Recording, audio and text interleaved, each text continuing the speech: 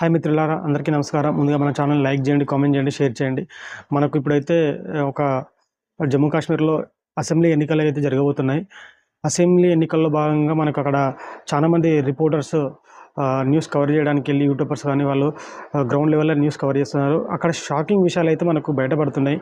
అసలు ఇంత దారుణంగా ఉన్నదా కాశ్మీరు?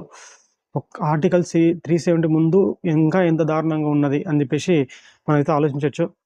ఇప్పుడు ఇండియాలో పార్ట్ అయింది కాబట్టి మనం అక్కడికెళ్ళి ఇంటర్వ్యూలు అయితే తీసుకోగలుగుతున్నాం. ఒకప్పుడైతే ఇంత పరిస్థితి లేనే లేదు. జర్నలిస్ట్ అతిథి త్యాగి అని చెప్పేసి మహిళ, ఆమె అక్కడ గ్రౌండ్ లెవెల్‌లో మనకు మొత్తం ఇంటర్వ్యూస్ తీసుకుంటుంది. అంటే బైట్స్ తీసుకుంటుంది. ఎట్లా వాళ్ళ ఒపీనియన్ తెలుసుకుంటుంది. ఇంతకుముందు ఏందుండే, ఇప్పుడు డెవలప్ ఎట్లా ఉందని చెప్పేసి. అందులో ఒక షాకింగ్ విషయం ఏందంటే కాశ్మీర్ మ్యాన్ ఒక మనిషిని అడిగింది. ఐ యూజ్డ్ టు అని అడిగితే వాడు చెప్పిండనమాట. I used to get 1000 rupees for pelting stones. అంటే ఈ రాళ్ళు విసరడానికి రోజు 1000 రూపాయలు తీసుకునేటంట వాడు. 1000 రూపాయలు ఇచ్చేవాళ్ళంట. ఎవరు ఇచ్చేవాళ్ళు?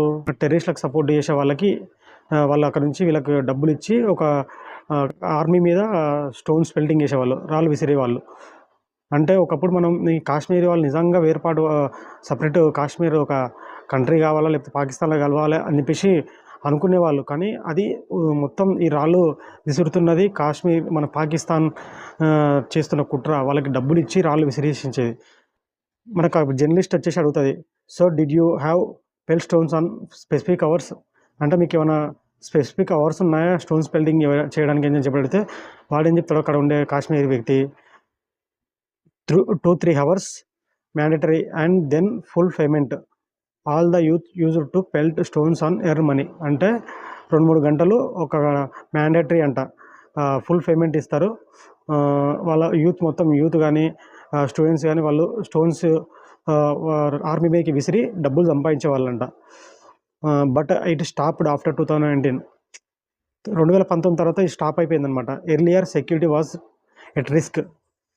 తర్వాత ఇప్పుడు సెక్యూరిటీ చాలా టైట్ అయింది కాబట్టి మనకు ఆ స్టోన్ పెల్టింగ్ చేస్తే మనోళ్ళు తాట తీస్తున్నారు కాబట్టి తెలుసు కాబట్టి ఇప్పుడు కొద్దిగా తగ్గిపోయింది, ఇప్పుడు స్టాప్ అయిపోయిందని చెప్తున్నాడు.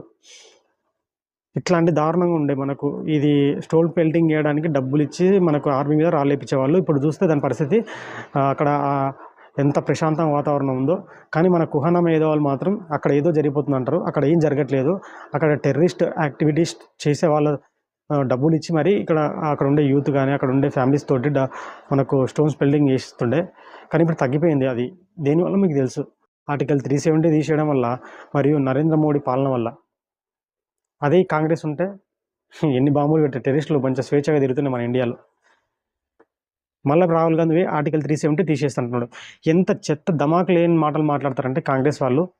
ఆర్టికల్ 370 అనేది ఒక చెత్త శుద్ధ దండగా. వాళ్ళకు ఒక సపరేట్ రాజ్యాంగం, సపరేట్ కాన్స్టిట్యూషన్, సపరేట్ ఒక ఫ్లాగు, సపరేట్ ఇన్ని సపరేట్ వాళ్ళకు ఒక దేశంలో మన ఇండియా దేశంతో కలిసి ఉన్న మన ఇండియాలో ఒక భాగమైన కాశ్మీర్కి ఇన్ని అవసరమా? మళ్ళీ ఈ రాహుల్ గాంధీ ఎంత చెత్త వ్యక్తి అంటే ఆర్టికల్ 370 అనేది మళ్ళీ తెస్తాడంట, పునది తెస్తాడంట. ఇట్లాంటి కాంగ్రెస్కి మనం ఓట్లు వేస్తున్నాం. ఇట్లాంటి కాంగ్రెస్లో మన హిందువులు ఉంటున్నారు. ఒకసారి ఆలోచించుకోండి, మీరు అసలు కాంగ్రెస్లో ఎందుకు ఉంటున్నాం అనేది. మీకు వేరే పార్టీలు లేవా? ఒక బీజేపీ అనే కాదు, వేరే పార్టీలు చూసుకోండి. మనకు సెక్యులర్ అని కాంగ్రెస్ ముసుగు తొడుక్కొని మనకు ఎంత మైనార్టీకి మద్దతు ఇస్తూ అఫీస్మెంట్ పాలిటిక్స్ చేస్తూ హిందువులను నాశనం చేయాలని కోరుకుంటుంది. లేకపోతే ఆర్టికల్ 370 వల్ల ఇండియాలో కలిసింది కాశ్మీర్ టోటల్గా. ఇప్పుడు మళ్ళీ ఆర్టికల్ 370ని తీసేస్తుంటారు ఎవరు? రాహుల్ గాంధీ. ఆయన మైండ్ సెట్ ఏందో, ఈ కాంగ్రెస్ మైండ్ సెట్ ఏందో ఒకసారి ఆలోచించుకోండి మిత్రమా. మీకు వీడియో నచ్చినట్లయితే లైక్ చేయండి, కామెంట్ చేయండి, షేర్ చేయండి. పక్కగా ఛానల్ సబ్స్క్రైబ్ చేసుకోండి. అదేవిధంగా మీ ఒపీనియన్ని కామెంట్ రూపంలో తెలియజేయండి.